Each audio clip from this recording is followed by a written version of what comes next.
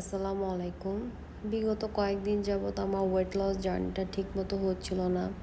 খাবার অনিয়ম, এক্সারসাইজও ঠিকমতো করছিলাম না। আজকে ভাবলাম সব কিছু ঠিকঠাক করতেই হবে। আজকের দিনটার জন্য আমি খাওয়াটাও একটু কমিয়েছি, যেহেতু গত 2 দিন আমার খাবার-দাবার অনেক বেশি হয়ে গিয়েছিল। এজন্য আজকে আর ব্রেকফাস্ট করি নাই, ডাইরেক্ট লাঞ্চ করছি। আজকে একটা মজার কথা হচ্ছে, আমার হাসব্যান্ড বলতেছে চলো বাইরে খাইতে যাই।